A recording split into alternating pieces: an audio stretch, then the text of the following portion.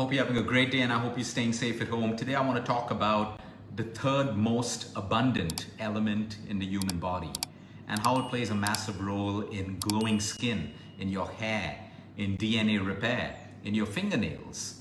You see, nature gives us minerals, macronutrients and micronutrients. The beauty of the human body, and once we understand the beauty of the human body and how our body is designed to protect us, to heal us, to help us recover if we do the right things. If we do the wrong things, of course, we suffer the consequences. I'm talking about sulfur. You would have heard this term sulfur a lot, but we don't usually give it too much of significance. The one thing is that the body doesn't need too much of it. Okay, we get it from a balanced diet when we eat our foods the right way. It's the third most abundant element in the human body.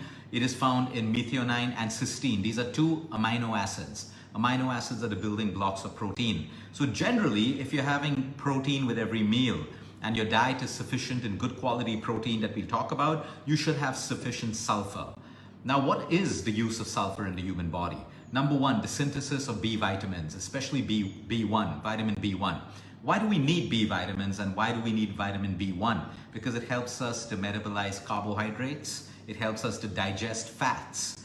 So you see, digestion is not just food going into your stomach and your acid breaking it down in digestion. We need multiple vitamins and micronutrients that helps us to break it down. Everyone talks about metabolism. I want to build a great metabolism to lose weight. I need a strong metabolism. It starts with your diet. It's not just your exercise. If you have the right amount of B vitamins, you have metabolism of carbohydrates way more efficiently, as well as proteins and fats. You can go stuffing yourself with protein, stuffing yourself with healthy fats and eating pure ghee and olive oil. But if you don't have the right enzymes to break it down or the right vitamins to break it down, it practically is useless. So yes, sulfur helps you with the metabolism of carbohydrates and the digestion of fats. It also helps and works with the B vitamins to help the liver to secrete bile. Why do we need bile? Bile emulsifies fats. So for someone, example, who has an issue with the gallbladder, or some people who have to go through a gallbladder surgery and remove the entire organ, the gallbladder, they have a problem digesting fat. It's not that they cannot, but the digestion slows down. So again, it helps with digestion. Glowing skin. You can chase all the creams in the world. I don't have a problem with that, whether they're organic, whether they're filled with chemicals, but you need to understand that that's temporary. Okay, if you want to have glowing skin, it is a factor of the quality of sleep that you get at night. Okay, you can go on a lifetime hiding behind makeup and creams and all of that stuff, and I don't have a problem with that. Okay, but my point is, don't fool yourself to think that it is the creams that will always give you that kind of look. It is behind the creams, what's going on into your system. Outside beauty, outside glowing of the skin, good quality hair, good quality nails is a reflection of what you put inside of your body. You can go on using quick fixes for your skin, for your hair and your nails, but at some point you're going to run out of those quick fixes and then you can't hide anymore. So use all the cosmetics in the world, especially if they're chemical free, but never neglect what you put into your system. Sulfur is required for the best looking skin. If you want that glowing skin, you need sulfur. We're going to talk about the foods that you find sulfur in. So actually, when you look at the cosmetic creams that promise you a glow in your skin, you will find sulfur as one of the main ingredients. Okay, now sulfur externally can help to some extent, but remember, it's an inside-out approach. How do you get sulfur into these two amino acids that then help you with all of the functions we're talking about? The same thing with your hair. You'll find many times when you have dandruff, when you have psoriasis of the scalp, when you have thinning of your hair, when you have graying of your hair, your doctors will, or your dermats will prescribe you shampoos and hair creams that again contain the ingredient sulfur, because sulfur helps externally, but moreover internally when you get it through your diet. It's also great for your nails, especially for patients who are going through chemotherapy, arthritis, radiation, where the nails tend to get brittle and fall off, or they start to turn black. That's because sulfur is depleted during the chemotherapy process or radiation, or sometimes even post-surgery. That's not a problem. You can strengthen your nails again and get the color back when you eat a diet that works with the side effects of your treatment. So if a treatment is depleting sulfur, you need to put sulfur back into your body through your foods. And the beauty of sulfur is it's required in small quantities, so you don't really have to look at supplements. You can look at your own food sources, which we'll talk about.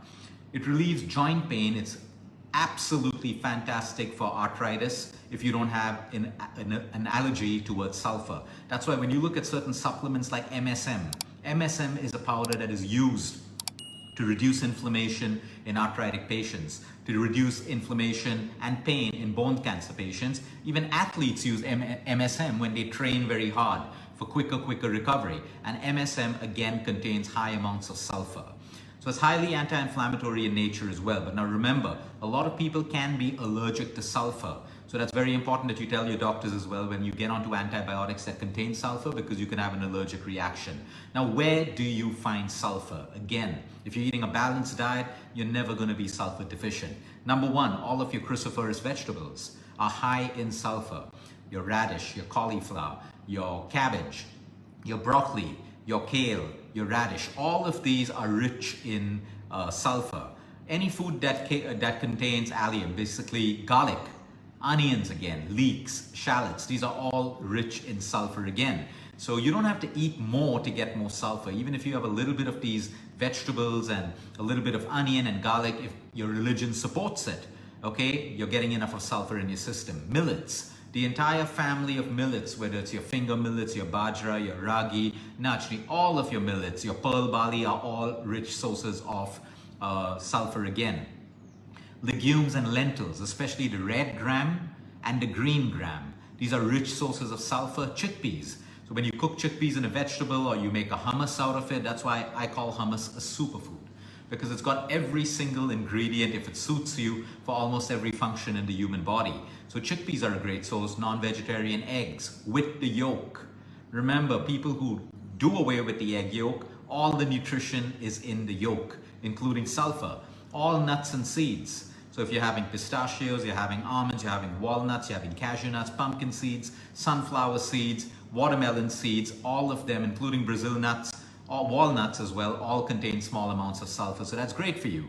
Whole grains, again, when you look at whole grains, you got to be careful of the refined grains. But whole grains are not a problem for you if you're eating it the right way, right quantity, right quality, and if it suits you. So you will find sulfur in whole grains, and of course, green leafy vegetables.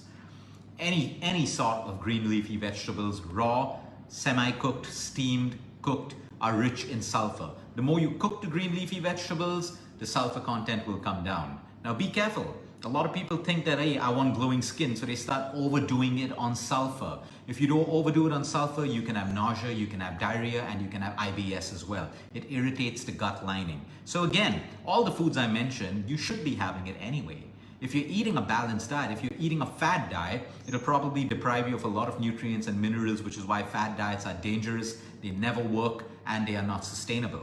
So aim for a balanced diet where you make your plate look like a rainbow. You have a diversity of nutrients and vitamins coming in from different parts of your diet and your foods, and that is what the human body needs to maintain trace minerals, macronutrients, micronutrients, vitamins, and all of these things for the human body. Keep it simple as that. So remember, if you find that your nails are breaking, you have a dull look on your skin even though you're exercising, sleeping well, drinking water, you could have a sulfur deficiency. So make sure that you use some of these foods and see if it makes a difference for you. Have a great weekend, everyone. Until next time, eat smart, move more, sleep right, and breathe deep. And remember, you care is all about you.